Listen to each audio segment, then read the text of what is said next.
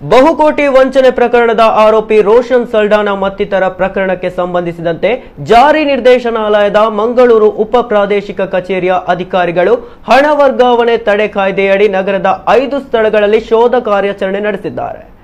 ಕಡಿಮೆ ಬಡ್ಡಿ ದರದಲ್ಲಿ ಸಾಲ ಒದಗಿಸುವ ನೆಪದಲ್ಲಿ ಅನೇಕ ಉದ್ಯಮಿಗಳಿಂದ ಸ್ಟಾಂಪ್ ಡ್ಯೂಟಿಗಾಗಿ ಹಣ ವಸೂಲಿ ಮಾಡಿ ಭರವಸೆ ನೀಡಿದ ಸಾಲಗಳನ್ನು ನೀಡದೆ ವಂಚನೆ ಮಾಡಿದ ಆರೋಪದ ಮೇಲೆ ರೋಷನ್ ಸಲ್ಡಾನಾ, ಆತನ ಪತ್ನಿ ಡ್ಯಾಫ್ನಿ ನೀತು ಡಿಸೋಜಾ ಮತ್ತಿತರ ವಿರುದ್ಧ ಕಾನೂನು ಜಾರಿ ಸಂಸ್ಥೆಗಳು ದಾಖಲಿಸಿದ ಅನೇಕ ಎಫ್ಐಆರ್ಗಳ ಆಧಾರದ ಮೇಲೆ ಜಾರಿ ನಿರ್ದೇಶನಾಲಯ ತನಿಖೆ ಆರಂಭಿಸಿದೆ.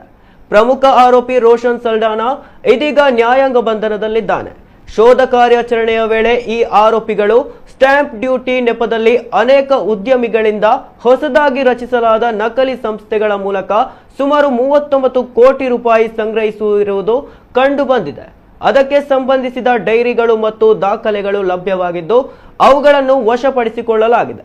ಹೀಗೆ ಸಂಗ್ರಹಿಸಿದ ಹಣವನ್ನು ಆರೋಪಿಗಳು ವೈಯಕ್ತಿಕ ಮತ್ತು ಸ್ವಂತ ವ್ಯಾಪಾರ ಉದ್ದೇಶಗಳಿಗೆ ಬಳಸಿಕೊಂಡಿದ್ದಾರೆ.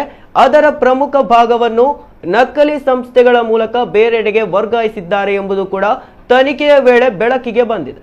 ಶೋಧ ಕಾರ್ಯಾಚರಣೆಯ ಸಂದರ್ಭ ಬ್ಯಾಂಕ್ ಖಾತೆಗಳಲ್ಲಿದ್ದ 3.75 ಕೋಟಿ ರೂಗಳನ್ನು ಸ್ತಂಭನಗೊಳಿಸಲಾಗಿದೆ.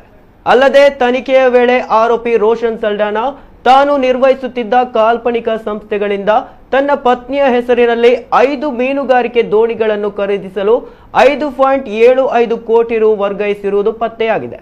ಅವುಗಳನ್ನು ಕೂಡ ವಶಪಡಿಸಿಕೊಳ್ಳಲಾಗಿದೆ.